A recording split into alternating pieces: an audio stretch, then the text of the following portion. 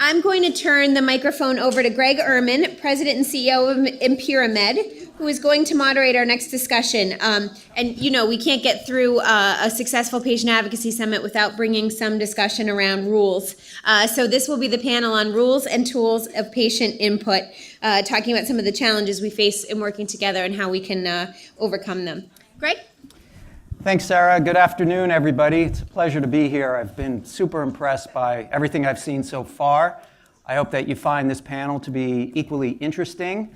We're going to try to make it very engaging. What we're going to try to cover today are 4 basic themes. One is, how do you capture patient experience, real-world patient experience? I think you heard a lot today about the value of capturing patient experience. I think everybody in this room understands that. But how do you actually do it? That's the tools part of this. Second, how will the patient data be used by industry and by researchers? Third, what are the regulatory issues and other issues for that matter? And fourth, how do we do better? How do we do better as an industry and as a community? So we've got an eclectic mix of, I think, good representatives from industry, patient advocacy, and also a tools company. So I kind of represent the tools side. We have 2 people from biopharma, and we have somebody from the patient advocacy group. So to kick it off, I've asked everybody to give an extremely brief introduction and pepper it with one personal story of why they're here. Why are they here today, and why are they here in the bigger picture working towards the benefit of patients? So you want to start at the end and work this way? Sure. I'm Michelle Delyon, and I'm a senior commercial counsel at Alkermes. So in the big picture, I'm here because of just the importance of patient and caregiver voices. And our industry actually exists to serve patients, so we need to listen to the voices. And we actually need to give voices to those who are not being heard. For example, the diseases in which Alkermes has products, severe mental illness and addiction. Often patients and their caregivers don't have voices. They don't have means of speaking up, and there are really very serious stigmas associated with these diseases. So at Alkermes, we really seek opportunities through advocacy groups and also on one-on-one engagements with individual patients and caregivers to hear what their difficulties are. You know, what blocks them from getting treatments? What is it like to live with the disease? How can they move forward? What do they need? In my more personal life, like all of you, I've been a patient and a caregiver. And about 15 years ago, my son and I were in a genetic test. And we were trying to get some information, advances in therapy for a condition that we have that had taken the lives of 2 of my sisters. And when we were in this clinical study, I was working so hard to try to get our individual results. You know, fast forward to today, where, and I should mention, it was even hard to learn about the existence of clinical studies. So today, patients, you know, clinicaltrials.gov, you can find out about all of the studies that are underway. And then even as far as getting results, Alkermes provides results of their clinical studies to all of the investigators so that they can share it as a clinician with the, you know, the participants that they treated. And then if we look forward, just in a couple of years, Europe has already announced, the EMA, the European Medicines Authority, that lay reports in lay language, clinical studies, manufacturers will be required to publish the clinical study results and to make them available to patients. So just there are so many advances. We have ways to go, but a lot moving forward. Great, thanks. Tracy? Hi, my name is Tracy Sechler. I'm the co-founder of Charlie's Fund, which is a not-for-profit organization funding medical research to develop treatments for Duchenne muscular dystrophy. I am here for one reason, and his name is Charlie.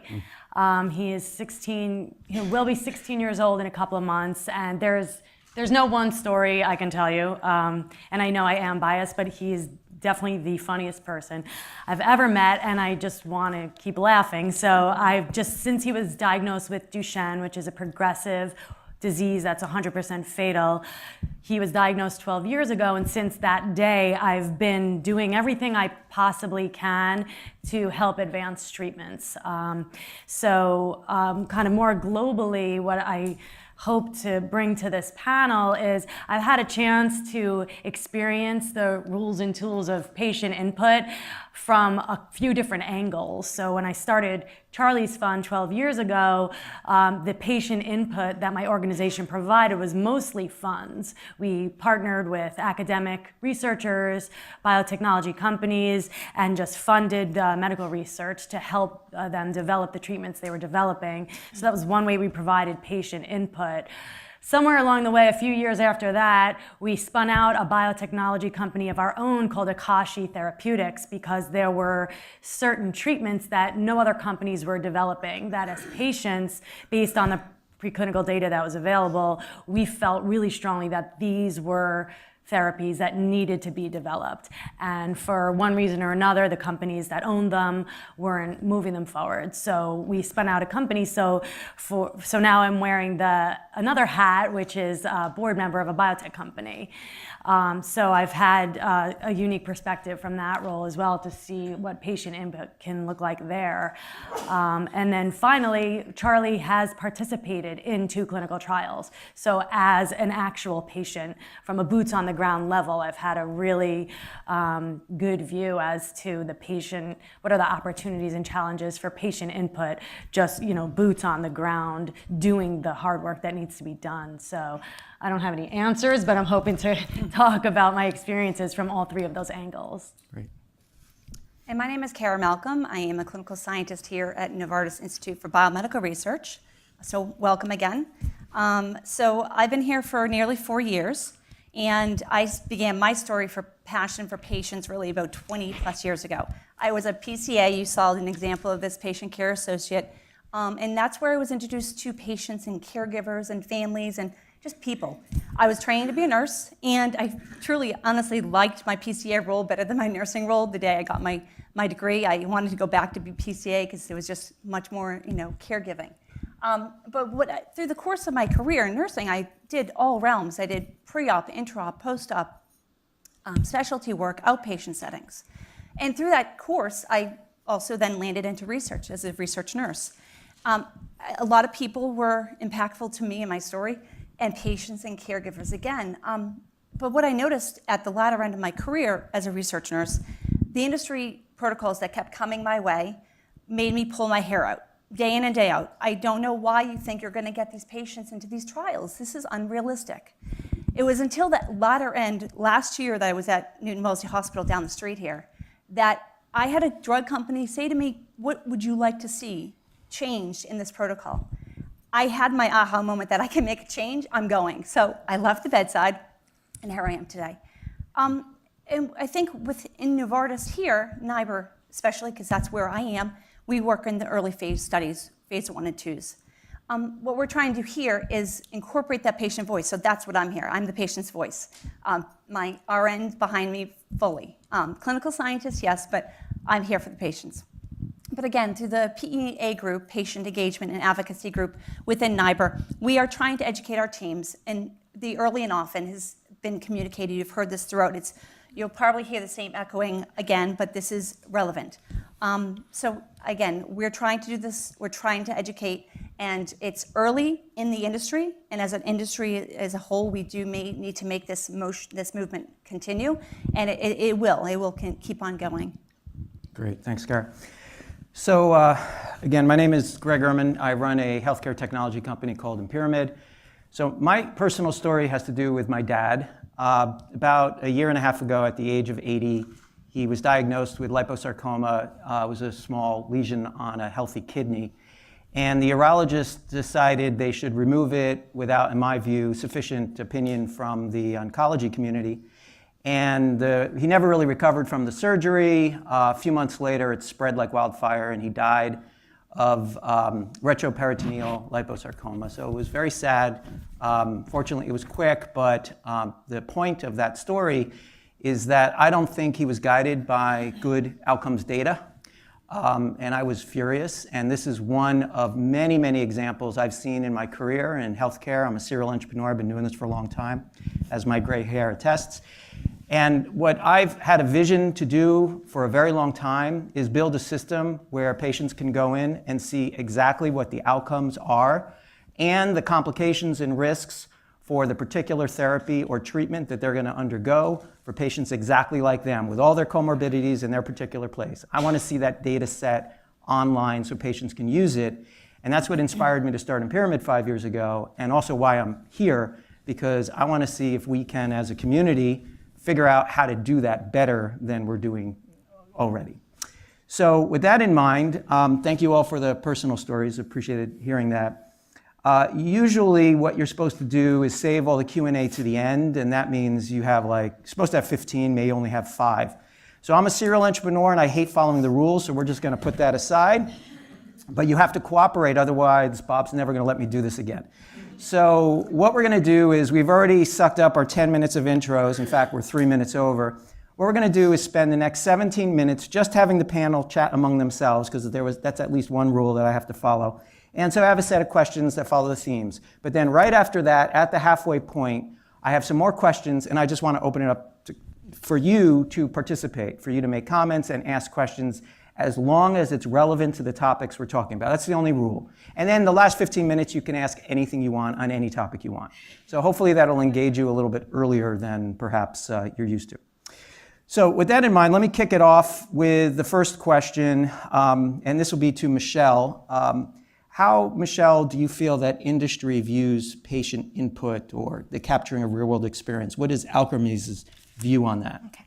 So I've been working as a lawyer in large pharma and now in more mid-sized pharma for over 20 years, working in drug development, drug approval, drug marketing, patient services, and I've seen the view of industry to evolve considerably.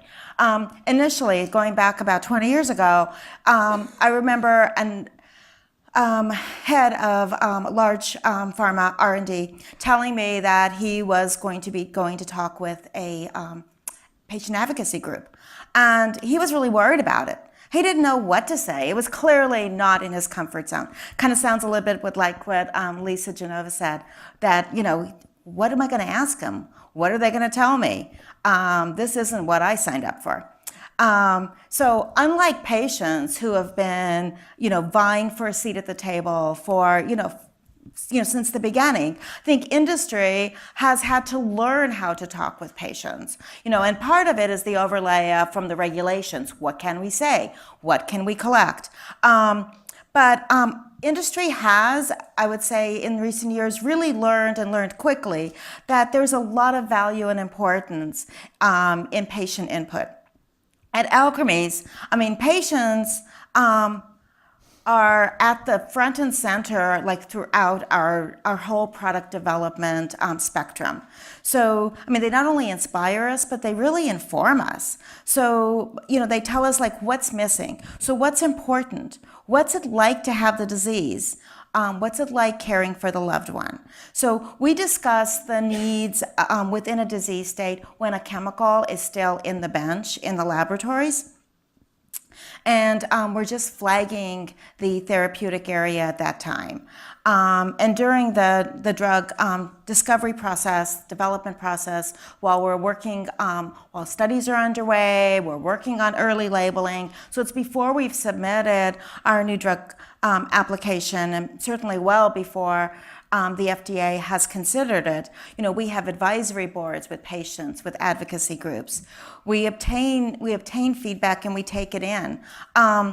So I think pharma has evolved to where we are today with talking with sophisticated patient groups. And the need by industry is recognized to make sure that the medicines that we spend, more than a decade developing, fill real world needs. And while I think the FDA's view and consideration of the role of patients and advocates has more to grow, it too is evolving.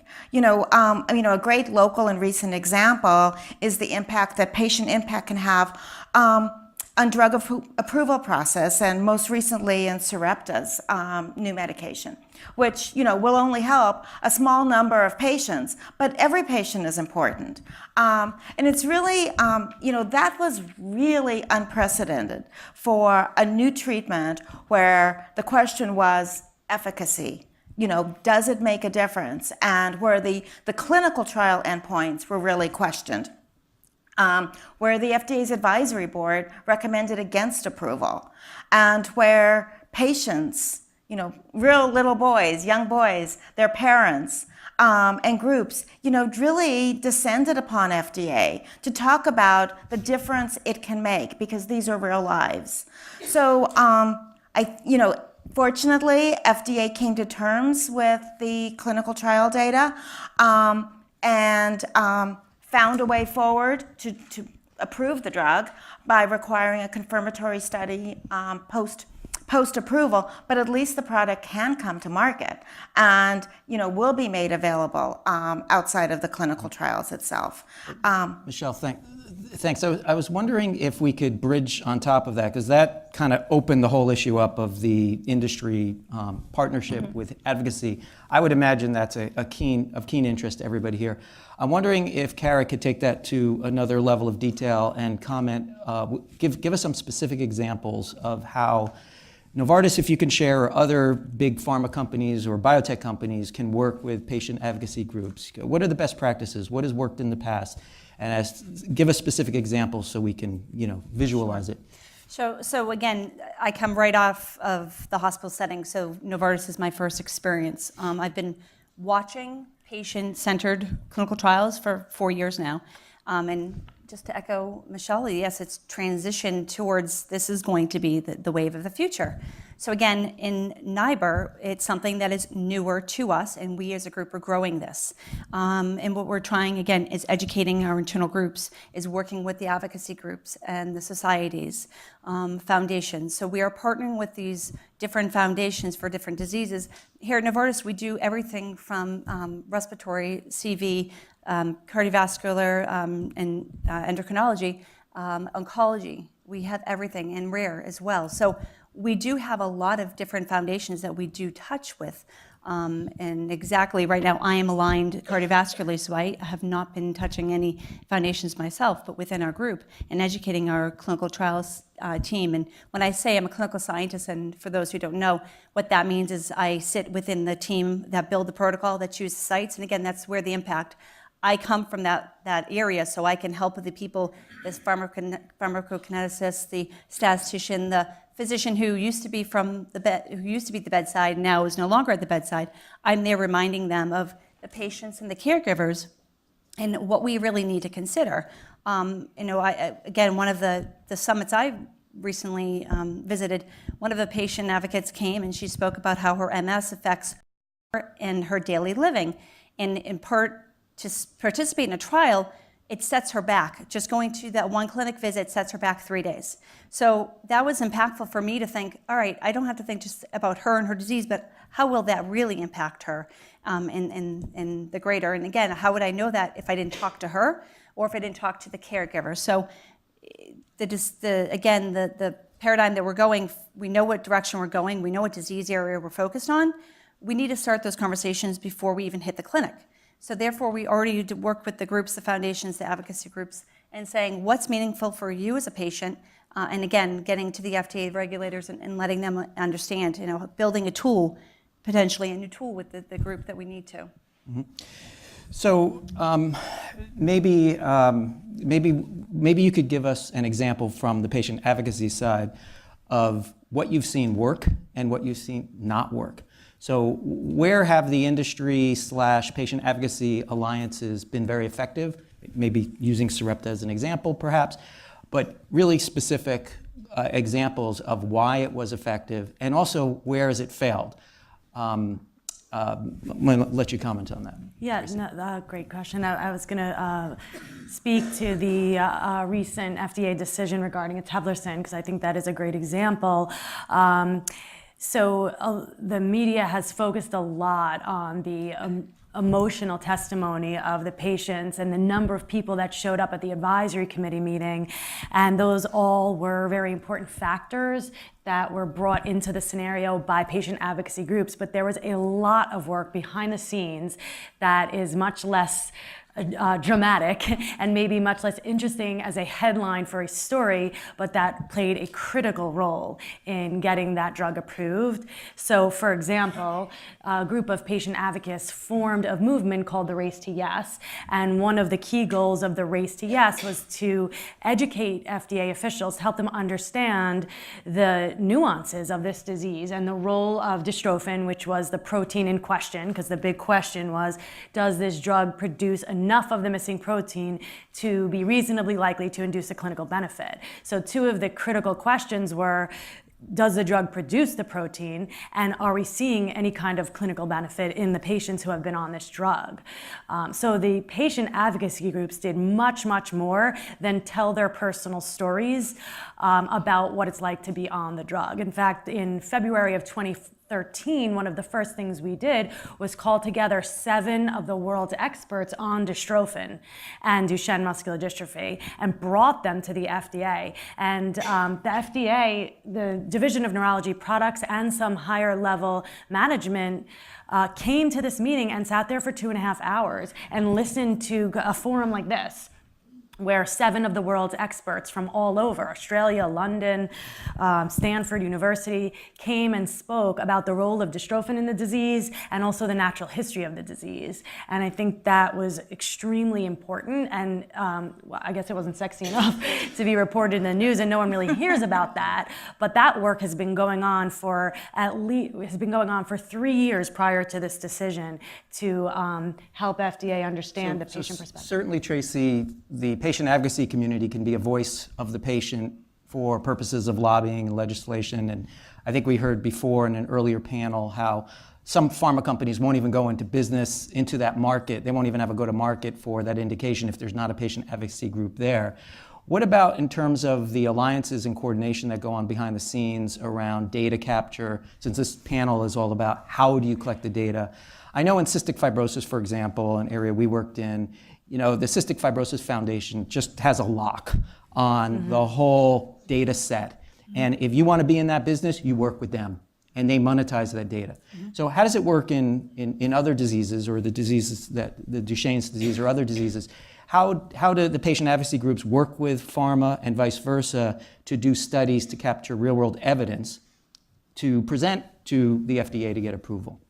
Not as well as CF. That is a model that I think. So why is that? Where are the places where it's broken? What are the barriers? And where are the places it's worked really well? And then you guys can also comment on that.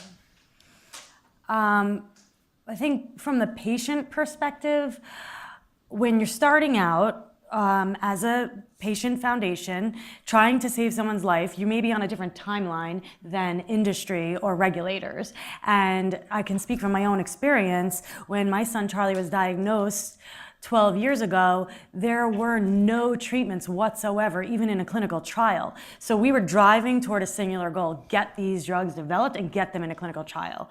So I think it's really, really important for the patients to have the foresight to say, okay, getting it into the clinical trial isn't going to solve the problem. Undertaking long-term initiatives like that will help solve the problem. So identifying that right when you start, and then finding partners who want to work on it with you is. So how did you do that? Just was one last question. I'm an engineer, so I like to drill down and understand the root causes. That's important. How did you do that? Frankly, I didn't, and I wish I had. So what would be a best practice to help the people in this room do that on their own? I think the patient foundations are in such a unique spot because they have the motivation to solve some of these field-wide problems, whether it's capturing the data that's needed, or developing better animal models, or developing endpoints that truly tell, is this drug bettering the life of a patient? Those are issues that I think I would love to hear from you guys, but I think pharma wants to solve, but understandably, they're focused on getting their drugs through the pipeline. So the patients really have to pick up the mantle and say, we are going to solve this problem, and you are going to help us. And it is a partnership. It should not be left. Again, we work for a pharmaceutical company. We're here for patients. We're developing drugs for patients. we as an industry cannot forget about our patients. So it is our responsibility. And we as an industry need to reach out to our patients, and it may be an advocate group. But again, the partnership in bringing you to the table and understanding how we need to help you. I think it's more on us than the patients. We shouldn't make you do the work. Think about when you got diagnosed. That's a lot of work for you. And again, bringing that into the scientists, and again, they are so focused. They are here for the patients, but they forget because they're so driven about science. And it's very easy, timelines, all these things do get distracting. And again, if we have the roles within different pharmaceutical companies of a patient advocate, you are the daily reminder in front of that pharmacokineticist and that statistician that it's not about the numbers, it's about what the patients really feel, what's meaningful to them. Yeah, and as a pharma company, we need to be humble enough to know that we don't have all the answers. We need to talk to these advocacy groups. We need to talk to patients and their caregivers. We may have this molecule that we think is going to, advance treatment of, let's say MS. But, we're talking to the advocacy group to say, and learning about comorbid conditions with the disease that are really plaguing the very same patients. And how could we measure whether perhaps the molecule that hopefully will ultimately become a medicine may actually help these very real, everyday experiences and other conditions. And is there a device that could measure that? Can we look at that? And it's really the advocates that have a much richer database and resources than pharma. So clearly the patient advocacy groups are advocates, and I've run a whole slew of companies, and when we do our development, we try to get pictures of our customers, our users, our patients in the engineering cubes so they can look at them as they're developing, and it makes a huge difference. So I totally see how the patient advocacy groups can lobby legislatures, lobby regulatory agencies, and lobby the industry to develop drugs. I'm also wondering, though, if they could play a much more active role in providing data to support the studies and more directly get involved. So I'm personally working with a pharma company on a rare disease where we're working with a patient advocacy group. I can't say the specific names, but where that group is actually doing the patient recruitment. And in essence, they're getting funded through the course of the sponsor. And I think the fellow from Cure SMA mentioned the same thing, that they built a membership list, and through that membership list, that actually became a source of de-identified data to help pharma industry segment the patient population and decide where to target. So, I think there's a lot of ways that advocacy groups can help directly bring therapies beside lobbying. You're making me laugh because you're reminding me of a story when my son Charlie was participating in a clinical trial to test a potential outcome measure. It was a one-day study where you show up and they're optimizing a technology for use in Duchenne muscular dystrophy trials. So the trial was one day at 5 different sites. And I received a phone call from the company doing the study saying, well, it's kind of taking a long time. We can't find enough patients, and we're almost there. We just need 4 more patients at the Boston site. And we're going to try this, and we're going to try that. And I was kind of laughing to myself, and I just, picked with the phone and called 6 people, and 4 of them could do it, So it sounds silly, but, we have to find a way to systematize that and tap into that in a way that will help drive the whole thing a lot faster. Yes, exactly. So let me segue into a different theme, and then we can open it up. I promised you we'd open it up at the halfway point, which we're at. So let me just comment briefly on the tools, because that's the purpose of this. And, it's not a presentation without one visual. So let's see if this comes up. Come on. There we go. So I just wanted to put this up to create a framework for what we mean by capturing real-world evidence or real-world patient experience, and just comment on this. I think what most of you are interested in is what's on the PROS side, the patient-reported outcome side. But there's other elements of real-world evidence. There's also claims data, what's in the electronic medical record. That's the databases on the top. There's also what's referred to in industry. These are all buzzwords. I thought I'd put this up there so if you're asking questions, you can refer to it and shorten the language. ClinROs are the clinical reported outcomes. And those are what the physicians know about the patient. And then OBS-ROs, or observer-reported outcomes, are what the caregivers observe about the patients. So all 4 of those are crucial to understanding that real-world patient experience. And many times they don't agree. Many times the ClinROs are completely different than the PROs. In fact, we just did a study for a big pharma company in diabetes where we actually had an in-exam room survey on patient experience. And we asked a lot of sensitive questions like recreational drug use and smoking frequency, where they know that in the exam room that survey was going to be seen by the physician. And then we did the survey at home, where there was perceived anonymity. About 30% difference in results, even though it was the same question. Asked 3 weeks apart, so there's no change in health behavior, yet they shouldn't be able to recall the prior survey, and yet the results were very different. So it's important to kind of do all these things. On the patient-reported outcome side, there's many ways. Again, this panel's about tools. There are many tools available. There are surveys, validated instruments that payers and FDA and researchers and peer-reviewed journals will accept. There's the e-diary, which is event-driven. There's all the medical monitoring wearable devices, from Fitbit to glucose meters. And then there's all the mobile apps. And all of that is part, especially now with social networking. So I wanted to tee this up. I'll give you one story on medical monitoring. A lot of people, researchers, industry, would like to use those Fitbits and the things that patients wear to capture their experience because it doesn't require subjective patient self-reported information. That's great in theory. It's super hard in practice. First of all, there's the big brother element. Second of all, there's a real challenge in getting patients to know how to synchronize it with the internet or with their computer. And third, I'll give an example of another diabetes study we did where it was very simple. We were trying to understand hypoglycemia, mild to moderate hypoglycemia, and corroborate that with blood glucose readings through a glucose meter. That's all we were trying to do. And so the patients, it was an elderly population. We didn't want to give them Bluetooth sort of things. We wanted them to use their own glucose meters. But it's really important the date's right. Very simple thing. You can't corroborate a self-reported hypoglycemic event with a glucose reading if the dates don't match. So we actually had the research coordinator calibrate all of the devices at the beginning of the study. Still, 20 to 40%, depending on what you look at, depending on how you interpret it, were wrong. And they were wrong because people lost the device, they got a new one, they didn't bring it in for recalibration. 20 to 40% of the dates in the glucose meter were wrong, weren't calibrated properly. They were like off by hours, weeks, or months. So that's the challenge with using technology to try to replace patient self-reported information. So just wanted to have this up here so that, if you have questions related to this, since it is a tools panel.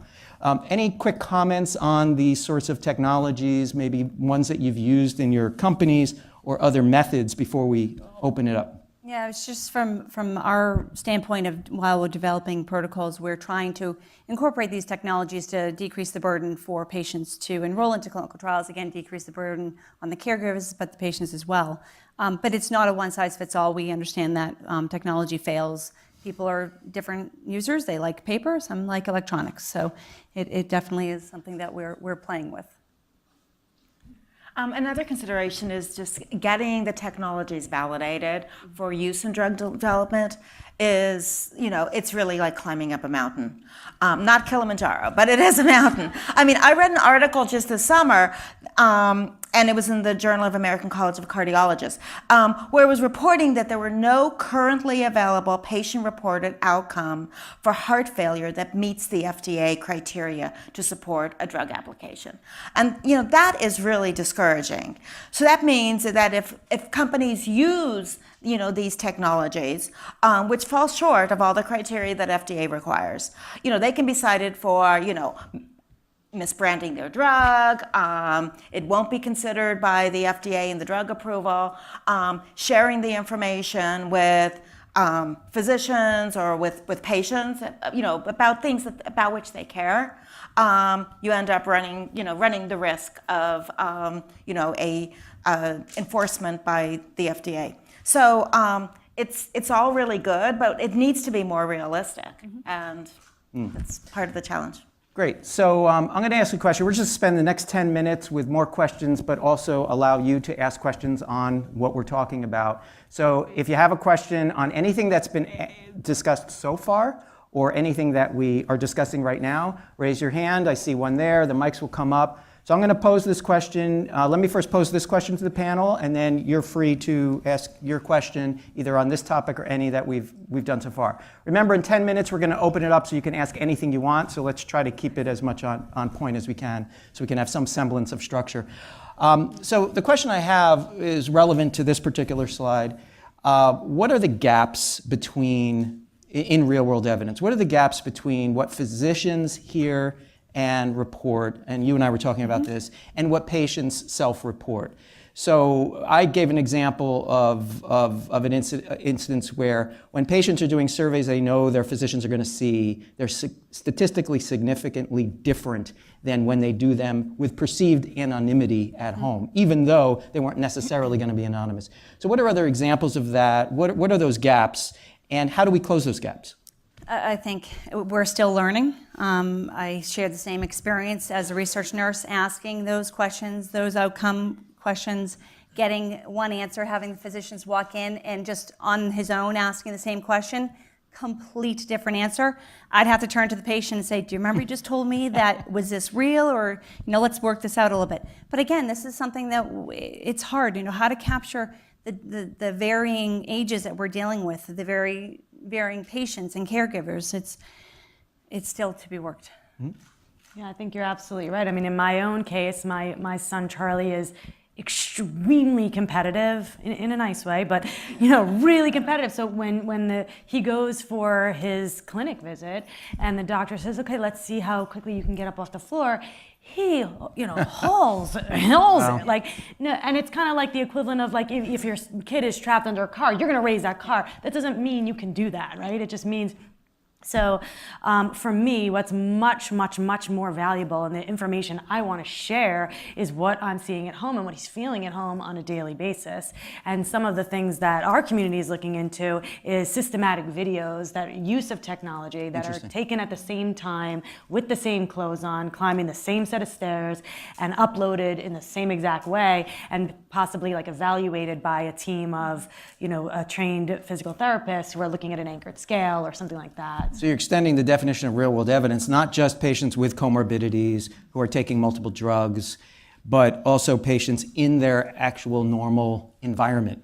And what are they experiencing in their normal environment, as opposed to the artificial constraints of a clinic? Because ultimately, that is what matters to us. How well can you live your daily life? Can you lift that Snapple bottle, or is it too heavy? Yes. It is meaningful. Again, we don't speak to our patients enough about understanding them what's meaningful. The 6-minute walk test for many different diseases is not what's meaningful. It's, can I get up out of bed? Can I brush my own teeth? Can I feed myself today? That's meaningful. If I don't walk for 6 minutes, most of, it's not really important. And we found combining the caregiver, the OBS-ROs, the observer ROs into the patient-reported outcome helps corroborate a lot of what you're saying. Absolutely. So you had a question, yes? Yeah, I actually want to pick up on everything you've just been talking about. The fact that there are things that are much more meaningful than 6-minute walk, but that FDA may not yet be accepting. Can you talk about the potential to start developing validated endpoints outside of the context of clinical trials, essentially preparative for studies by any company in a non-competitive environment, where maybe a patient advocacy group is the organizer and industry collectively puts monies together to fund the development of these tools? Great. I don't know if any of you want to jump in, or if Michelle, we haven't heard from you in a while, but I think the question is, how do we develop instruments, how do we develop methods and instruments other than what's used in clinical trials to capture real-world patient experience? That the FDA would do. I think that's the part that's the hard part. Yeah. Well, I think that the patients can play a key role there, and part of this is really all of us being willing to step out of the traditional roles that we've all had for a very long time. Patients' only roles in this is not to show up on patient day and tell your sad stories so that the pharma executives connect with you emotionally. Patients can do so much more than that. What you're describing is a great opportunity for patients to step up to the plate and really make a difference. And I think FDA is open to that. I mean, they, in the memorandum that they released detailing exactly what went into the decision to approve eteplirsen, the commissioner stated, we are still figuring out how to meaningfully incorporate patient input into our decisions. And they're open to that. And they're looking to us to collaborate, to bring something to them that they can hang on to. So I think engaging them early in the discussion too is very important. And there's progress even through the judicial system. If you're following some of the First Amendment cases, and so generally pharma companies are prohibited from promoting products that are off-label. And if you think about off-label, according to the FDA, means really it's not just using the drug for a different disease. It's the drug's impact on things exactly like that, on whether the patients who have been treated for addiction are now able to have better relationships with their family members, to hold down a job better, to complete school. All of those things would be, considered off-label if the clinical study upon which the drug was approved wasn't designed to measure those impacts. But those impacts are sometimes the most important impacts, to the patient communities. So, if we're able to continue to make advances as far as sharing information that is truthful and not misleading. This is just sharing information. It's not recommending that the drug will help you get a job, but it's sharing information that is systematically collected by patients who have had these medicines, live in this disease state. And I think that is progressing. As far as the FDA regulations, though, they haven't changed, but the law is evolving. So we've got to get the regulations to match up with the case law. But in the meantime, on a single basis, we're working at it. Other questions on these topics that we've discussed so far? So I'll then chime in, and then we can move to a different topic.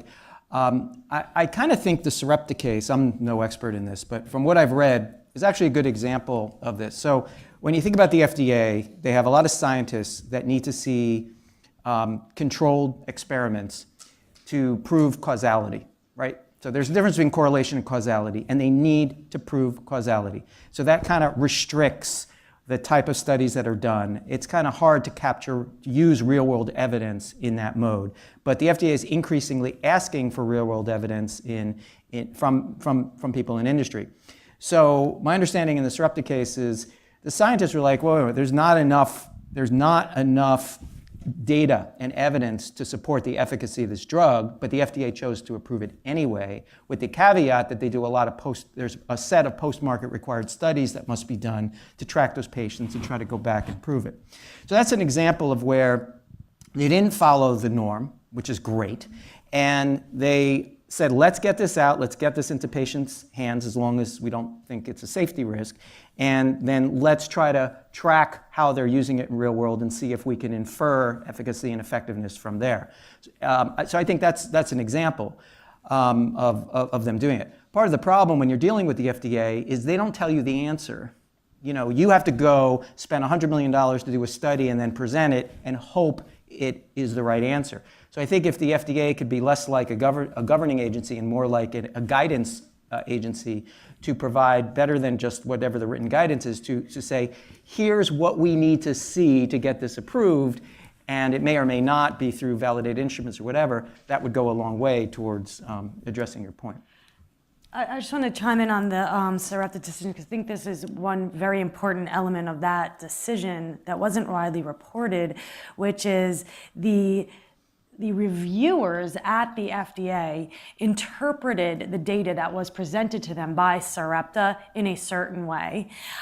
Experts in Duchenne, so 37 experts who study dystrophin and Duchenne muscular dystrophy, wrote a letter to the FDA after their briefing document came out and said, we respectfully want to point out some misconceptions and errors in your analysis. And this drug does produce the missing protein, and here's how we know it. And it is likely to lead to clinical benefit, and here's how we know it based on the data that Sarepta has made public. And I think that's very, very, very important, because it's not a case of, well, the data doesn't really show that this drug is safe and effective, but let's just do it anyway because the patients want it. In this case, it was, can the expert physicians and scientists, in addition to the patients, can the expert physicians and scientists from that field tell us something that we may not know because we're regulators, we're not experts in this disease? And that, I don't think, that's very, I don't think that's gonna happen every single time patients want a drug approved. So people need to know that. Okay. So we've crossed into the point in the agenda where you can ask whatever you want on any topic you want that's relevant to our background. There's a question over here. Well, I just to follow. You need the mic for recording purposes, so whatever you say can be recorded in the Used record. against me, I guess. Yes. Yeah, well, just to follow up on the Sarepta point, I think that's a great example of where stakeholder engagement really worked, because it was ultimately a data-driven.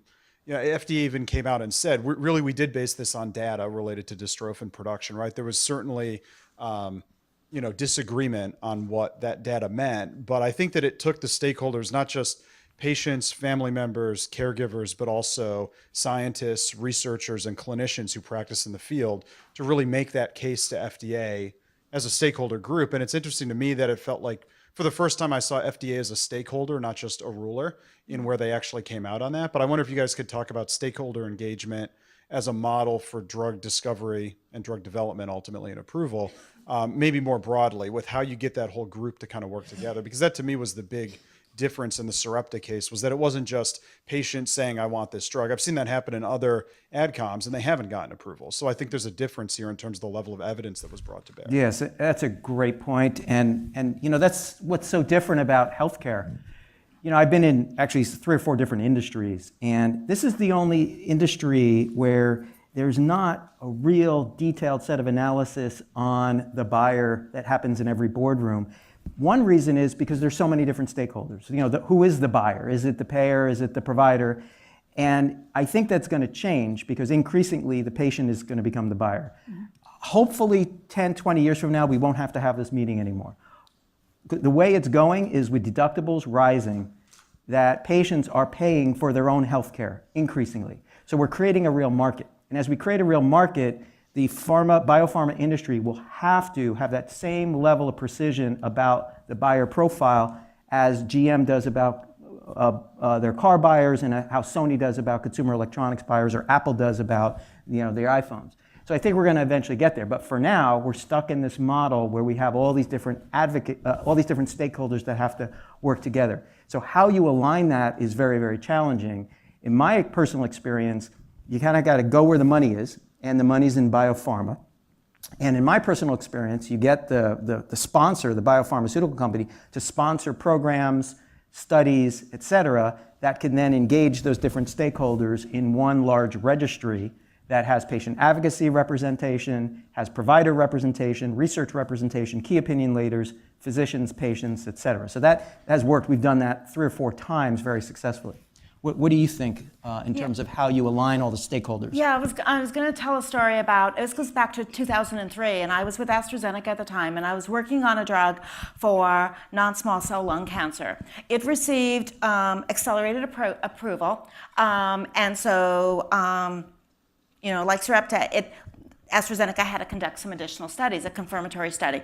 So again, it was a very, serious unmet need for patients. Well, the way the story went was that the confirmatory study did not confirm the first study. And advocates, scientists, and the company kind of all came together and pled with FDA to allow the patients. So it had already gone to market, and there were patients who had been on this drug, surviving lung cancer, and they wanted to continue to take it. And so the company continued to make it available. But, most of the development program pretty much went away. But the drug was still available, was still their patients being treated. And the mysterious thing was that there were patients who were surviving. They continued to survive. And it's just a really good story because they were surviving, their families continued, you've got to bring this. And we would get patients who would want to get the drug, but FDA wouldn't allow it to provide beyond this small little group that was doing well. And then just because of the persistence of the stakeholders, the drug was approved for a small group. I mean, often the fact is the science, the answer isn't known yet. And if you had a specific mutation, then it worked. So it got approved last summer, and Arrest is now on the market. But there was this long period, more than a decade, when it was just kind of, only available for a small group. But you need folks who don't forget about it. And it's patients and families, and the advocacy group, because the American Cancer Society is really active. And they were just no, we need a treatment. This works. It works in some patients. Why is it working? More questions? All the way in the back, there's one. It'll take a minute to get the mic up there. Anybody else? Okay, and we have one there. So first back there, and then you. Let him go first.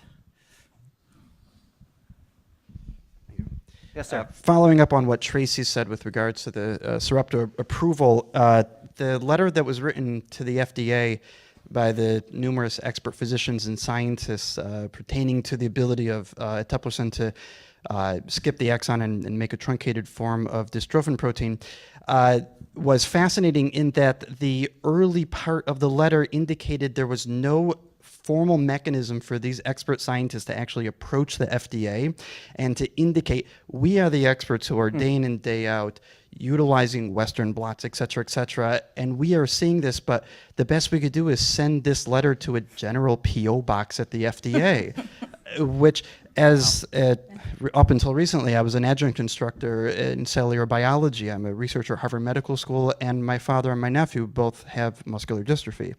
So as an individual who understands the science, I was also able to understand the letter, the first paragraph saying, hey, FDA, we're the experts that you're relying on in the published papers, but why is there no formal mechanism for us to formalize our thoughts as a group and to approach you with this? And that's one part of the stakeholder experience, both as a scientist and as a family member, that is currently lacking. Thank goodness the Sarepta got approval. We'll see what happens, but that's at least one part that the FDA really ought to. So is your question, we do have all kinds of ways to capture the real world patient experience, to try to figure that out using all kinds of methods to bring that to the forefront in studies, in post-market studies, and in clinical trials. But how about capturing who are the real experts in a particular therapeutic and disease state? Absolutely. How do you reach them, and how does their voice get heard? Or if they want to reach the FDA, is there anything else but just sending it to info@fda.gov? Yeah, so I don't know, Kara, if you have any opinions on this. This seems like a tough one. It's a very tough one. Thank you for giving it to me. I don't have the answers. I honestly, it's frustrating as the scientist writing the protocols and hearing the program and where we're going to go, and then the regulators start talking. Again, I'm always wearing my nurse hat, so I kind of just let them all do their discussions. But that's just it. At the FDA level, do they really have a good understanding? Do they grasp what we're asking of them? No, ultimately they don't. So someone did say about the FDA, they are listening. I did recently attend a summit where the FDA spoke, and they are wanting to hear from the patients. They want to bring the patients in. They want to know what's meaningful. So yeah, I think it's going to be a very slow process, but it is changing. And again, that's probably one of the biggest things. And maybe the patient advocacy groups is the vehicle by which you get the real experts to make their case to the FDA. Right. I was going to say, I think it's kind of funny that the name of this panel is Rules and Tools. I'd like to cross out the rules part. Because, we're in a really exciting time right now, and I think in a lot of ways we can rewrite the rules, and there are things patients can do, and convening groups of true experts and bringing them to FDA, who has expressed, at least in our case, a willingness to hear what those experts have to say. Whether or not they actually consider it carefully, I don't know. But I think the more we do it, the more they're going to have to do it. And there is a mentality, I think, in some pockets of the regulatory system where it's considered a virtue to be immune from any outside input because it could be subject to conflict of interest, and for good reason. There are conflicts of interest, and there are worrisome influences when outside expert comes in, but we have to balance that with making a decision in a bubble without the outside input that really can help. And I think the patient should push the envelope and drop the rules and rewrite them. So we only have 3 minutes left, so quick, pithy questions. Yes? I have a very quick question. It's a Yes. little off topic, and it's for Tracy. I understand that Charlie's Fund might be doing a fundraising stair climb soon in Cambridge at the stadium. Awesome. Oh, I was hoping. It's a volunteer-initiated event, and I've yet to hear about it, but I love the idea. Okay, so at Harvard Stadium, fairly soon, Charlie's Fund, I suspect if you go to their website, you may find it. If you like running stadium stairs, there'll be an event there soon. I saw it in an email this week, so. That's not from Charlie's Fund you sure? specifically, But it sounds like a great organizationally, idea. But if anyone wants to raise money at my alma mater, I'd be pleased to have them do it. So yay. Other questions? Yes? This is more of a comment. I don't know if everybody's aware, but in 2012, as part of, I think, PDUFA 5, we worked with Senator Whitehouse on the Expert Act.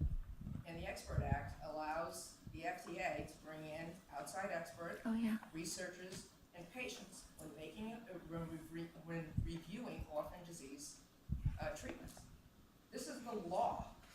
We don't have to create any new rules. It's already the law. They're just not doing it. And, every time I get in a situation where I'm in front of somebody at the FDA, it's always me. They know me. She's going to ask the same question. What happened to the Expert Act and what happened to the Orphan Products Board? This is the law. It's already the law. They need to just start, They haven't given me a good reason why they're not allowing the Expert Act, why they're not, they had conflict of interest, but all of that was addressed in the legislation. So the tool is there, they're just not using it.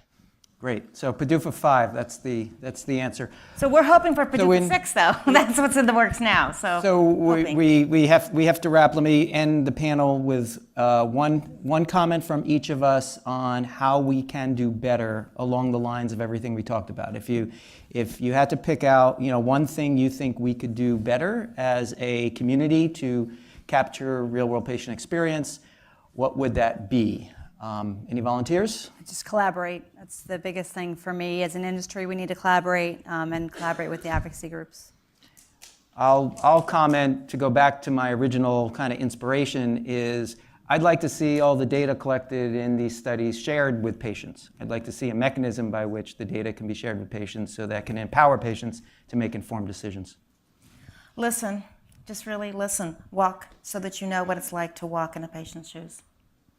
And Tracy, you can have the last word. God, that's pressure. Make it good. I would just build on the collaborate part of it and identify problems and commit to solving them together instead of thinking, okay, this is your role, this is my role, because we'll never get anywhere that way. And if there is a problem and we sit around the table and address it together and forget about who's supposed to be doing what, I think we'll get a lot farther. Great. Thank you very much. Thank you.